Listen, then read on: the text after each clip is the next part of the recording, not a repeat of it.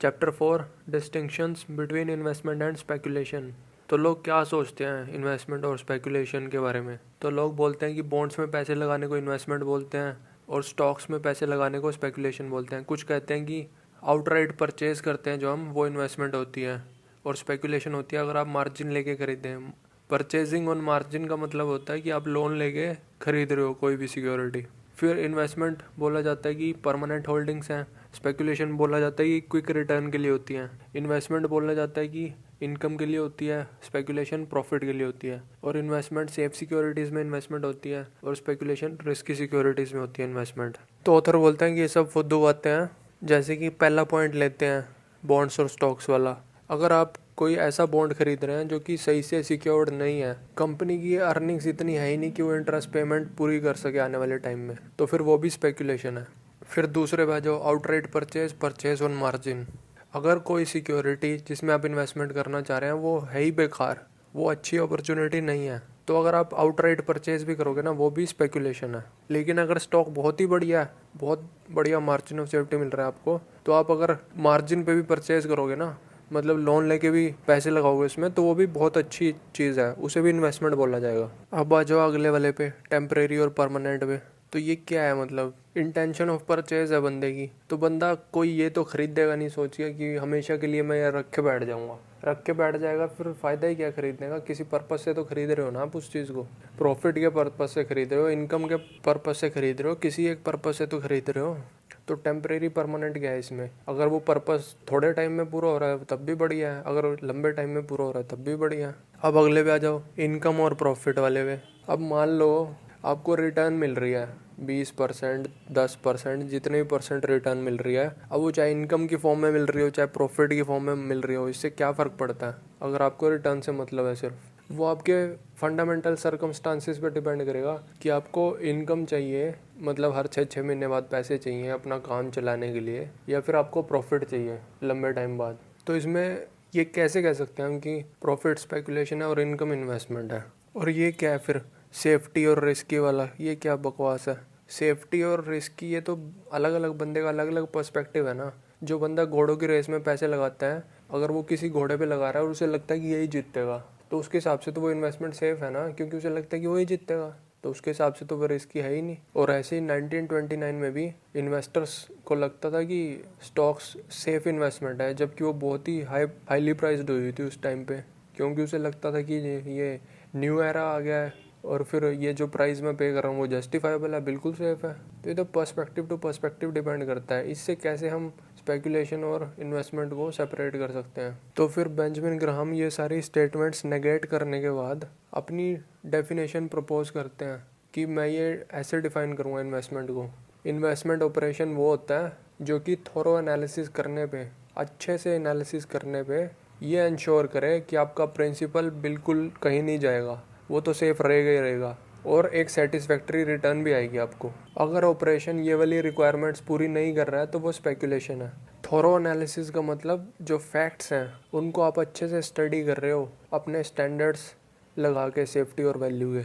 और safety of principal का मतलब है आपका प्रिंसिपल कहीं नहीं जाएगा नॉर्मल सर्कमस्टांसिस में, या फिर जो लाइकली सिचुएशंस हैं उनमें, जो भी वेरिएशंस होती हैं मार्केट में उनमें। लेकिन अगर कुछ ऐसा एक्सेप्शनल इवेंट हो गया या कुछ ऐसा हो गया जिसकी उम्मीद ही नहीं थी, इकोनॉमी क्रैश हो गई या कुछ हो गया, तब फिर कोई सेफ्टी नहीं है। ये बेंजामिन ग्राहम खुद कहना है। और जो सेटिस्फैक्ट्री रिटर्न है वो किसी भी फॉर्म में हो सकता है, कैपिटल एप्रिसिएशन हो सकती है, डिविडेंड यील्ड हो सकती है, इंटरेस्ट पेमेंट हो सकती है। और फिर लास्ट में इन्वेस्टमेंट को इन्वेस्टमेंट ऑपरेशन इसलिए बोला गया है, सिक्योरिटी बोलने की बजाय इन्वेस्टमेंट ऑपरेशन इसलिए बोला गया है क्योंकि कोई भी सिक्योरिटी हो सकती है।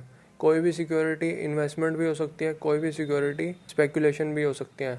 वो डिपेंड करेगा कि आप कितना प्राइस पे कर रहे हो उसे खरीदने के लिए। और फिर एक और तरीके से ऑथर डिफाइन करते हैं इन्वेस्टमेंट को कि इन्वेस्टमेंट ऑपरेशन वो होता है जो कि क्वालिटेटिव और क्वांटिटेटिव ग्राउंड्स पे हम जस्टिफाई कर सकते हैं। फिर ऑथर एग्जांपल देते हैं जनरल इलेक्ट्रिक की स्टॉक का। दिसंबर 1934 में जनरल इलेक्ट्रिक की प्रेफर्ड स्टॉक 12.75 या 12:3/4 डॉलर्स पे बिक रही थी, और वो 6% ऑन 10% पार पे कर रही थी। लेकिन उसमें यह दिक्कत थी कि वो कॉलेबल थी ऑन एनी डिविडेंड डेट। कितने रुपए पे कॉलेबल थी? $11 पे। तो ऑथर बोलते हैं कि इस प्रेफर्ड स्टॉक को $12:3/4 पे खरीदना स्पेकुलेशन है। आप अपना 10% से ज़्यादा प्रिंसिपल दाव पे लगा रहे हो। वो कैसे? क्योंकि मान लो अगर इशू जो पहली ही डिविडेंड पे करने वाली डेट होगी 15 अप्रैल 1935, अगर उस पर कॉल हो गया इशू तो आपको मिलेंगे $11 जो कि कॉल प्राइस है, प्लस डिविडेंड मिलेगा जितना भी आपका उन 4 महीनों का 3 महीनों का डिविडेंड होगा। ठीक है, तो कितना डिविडेंड मिलेगा? एनुअल डिविडेंड था 6% ऑफ $10, तो 0.6 साल का मिलना था, लेकिन 4 महीने रखे आपने दिसंबर से अप्रैल तक, तो आपको मिलेगा $0.2। तो यानी कि $11 प्लस $0.2 $11.2 मिलेंगे आपको। और आपने खरीदी कितनी पे थी? $12.75 पे। तो फिर इससे आपको 12% का लॉस हो गया यहीं पे। अब आपको लगेगा कि ये तो इतनी सिंपल कैलकुलेशन थी, ऐसी गलती कौन कर सकता है, कोई बेवकूफ़ी करेगा ही। तो हाँ, हम सारे बेवकूफ़ी हैं, क्योंकि हम एनालिसिस करते नहीं स्टॉक मार्केट में, ऐसे ही बिना कुछ करे अमीर बनने की सोचते हैं। ये स्टॉक खरीद के आप जुआ खेल रहे हो, आप बेट लगा रहे हो कि भाई अगले आने वाले कुछ सालों तक कॉल नहीं होगी वो प्रेफर्ड स्टॉक, तो ये स्पेकुलेशन ही है। फिर ऑथर एक दूसरा एग्जांपल देते हैं इन्वेस्टमेंट का। तो असली में क्या होता है, वही जनरल इलेक्ट्रिक की प्रेफर्ड स्टॉक उसी महीने कॉल हो जाती है कि भाई हम कॉल करेंगे $11 पर शेयर पे 15 अप्रैल 1935 को। तो इस अनाउंसमेंट की वजह से प्राइस एकदम गिर जाता है $11 पे। अब ये इन्वेस्टमेंट अपॉर्चुनिटी है। वो कैसे है? क्योंकि इसमें आपको शॉर्ट टर्म में प्रॉफिट मिल सकता है। वो कैसे मिल सकता है? आप मार्जिन पे खरीद के भी प्रॉफिट कमा सकते हो। जैसे मान लो आपने $11 की स्टॉक खरीदनी है जनवरी 15 1935 में, तो मान लो आपने $10 पर शेयर अपना लोन ले लिया, यानी कि $10 पर शेयर मार्जिन पे खरीद रहे हो आप, और लोन पे इंटरेस्ट आपको देना पड़ेगा 2% पर एनम। तो और मान लो कि आपने 1000 शेयर खरीदे हैं। ठीक है जी, तो 1000 जो शेयर हैं उनकी कॉस्ट कितनी होगी, कितना खर्चा करना पड़ेगा आपको? $11 का एक शेयर मिल रहा था, तो $11,000 का खर्चा हो गया आपका। फिर उसके बाद 15 अप्रैल 1935 को आपको क्या मिलेगा? $11 पे आपके जो कॉल प्राइस है वो शेयर वापस करने पड़ेंगे, प्लस डिविडेंड मिलेगा। डिविडेंड कितना मिलेगा? डिविडेंड ₹150 का मिलेगा। ये 150 खुद ही निकाल लेना जैसे पहले निकाल लेते आपने, क्योंकि $0.6 डिविडेंड साल का था, तो 3 महीने का डिविडेंड कितना होगा? 0.6 डिवाइडेड बाई 4 कर देना, $0.15 आ जाएगा। लेकिन 1000 शेयर हैं आपके पास, तो $0.15 को 1000 से मल्टीप्लाई करोगे तो $150 आ जाएगा डिविडेंड। चलो अब वापस यहीं पे आ जाओ।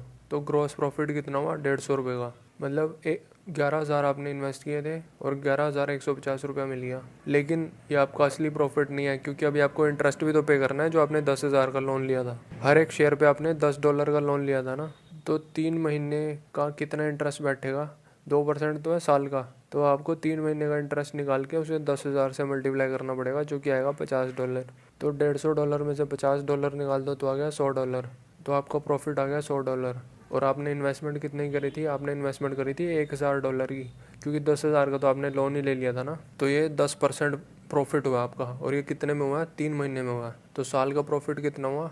साल का प्रॉफिट हुआ 40%। तो ये बहुत ही ज़बरदस्त रिटर्न है। और फिर ऐसा भी बोला जाता है कि इन्वेस्टमेंट होती है जो, वो पास्ट पे बेस्ड होती है, और जो स्पेकुलेशन होती है वो फ्यूचर पे बेस्ड होती है, जबकि ये सही नहीं है। स्पेकुलेशन को और इन्वेस्टमेंट को दोनों को फ्यूचर का टेस्ट पास करना पड़ेगा। बस ध्यान में ये रखना है कि जो इन्वेस्टमेंट है उसको फ्यूचर से गार्ड करना है, ना कि प्रॉफिट करना है। तो फिर ऑथर इन्वेस्टमेंट के टाइप्स बताते हैं कि 4 तरह की इन्वेस्टमेंट होती हैं। बिजनेस इन्वेस्टमेंट, जिसमें आप अपने पैसे किसी बिजनेस में रखते हैं।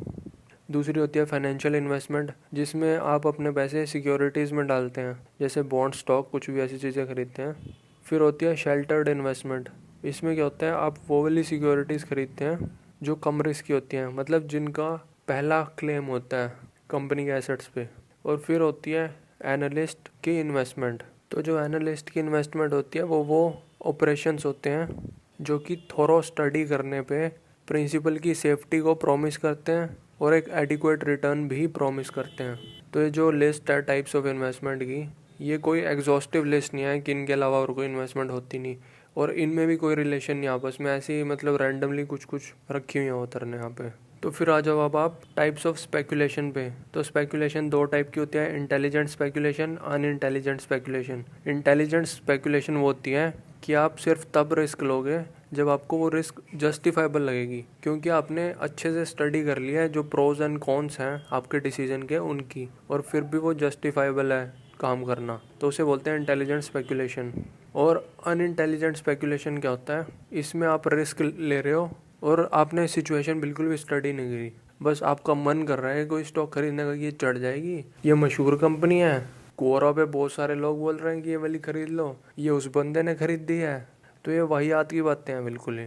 तो अब जो स्टॉक प्राइस होता है ना, जो आप प्राइस पे करते हो किसी भी स्टॉक को खरीदने के लिए, उसको हम दो कंपोनेंट में डिवाइड कर सकते हैं, इन्वेस्टमेंट कंपोनेंट और स्पेकुलेटिव कंपोनेंट। जैसे कि एग्जांपल लेते हैं, 1939 में जनरल इलेक्ट्रिक की स्टॉक थी, उसका प्राइस था $38। तो एनालिस्ट की जजमेंट के हिसाब से जनरल इलेक्ट्रिक की स्टॉक की जो इन्वेस्टमेंट वैल्यू है वो है $25। तो बाकी जो बच गया ना $13, वो उसकी स्पेकुलेटिव वैल्यू है। और वो क्या रिप्रेजेंट करता है, वो स्टॉक मार्केट का अप्रेजल रिप्रेजेंट करता है कंपनी का, और कंपनी के लॉन्ग टर्म प्रोस्पेक्ट्स एक्सीलेंट होंगे, और फिर लोगों का बायस कि वो जनरल इलेक्ट्रिक है, ज़बरदस्त कंपनी है, ये फैक्टर इंक्लूड करता है स्पेकुलेटिव कंपोनेंट। तो अगर कोई भी बायर $25 से ज़्यादा पे कर रहा है, तो उसको ये रिकग्नाइज करना चाहिए कि वो स्पेकुलेटिव पॉसिबिलिटीज़ के लिए पे कर रहा है। तो ऑथर ये नहीं कह रहे कि वो गलत बात है या सही बात है, बस उसको ये रिकग्नाइज करना चाहिए कि मैं इस चीज़ के लिए भी पे कर रहा हूँ। ये बात आपके दिमाग में होनी चाहिए, तभी आपका दिमाग सेट है। अगर आप सोच रहे हो कि ये जस्टिफाइबल है, तो ये बुलशिट बात है और आपका दिमाग ठीक नहीं है। लास्ट में फिर ऑथर रिलेशनशिप बताते हैं, intrinsic value, investment value, speculative value के बीच में क्या रिलेशनशिप है। तो जो इंट्रिंसिक वैल्यू होती है वो स्पेकुलेटिव वैल्यू को भी इंक्लूड कर सकती है, लेकिन सिर्फ इंटेलिजेंट स्पेकुलेशन को। तो इंट्रिंसिक वैल्यू के दो कंपोनेंट होते हैं, investment value plus intelligent speculative value. और जो स्टॉक का मार्केट प्राइस होता है वो इंट्रिंसिक वैल्यू के इक्वल हो सकता है, या फिर अगर वो उससे ज़्यादा है तो वो अनइंटेलिजेंट स्पेकुलेटिव वैल्यू भी इंक्लूड करता है। इस चैप्टर में इतना ही। धन्यवाद।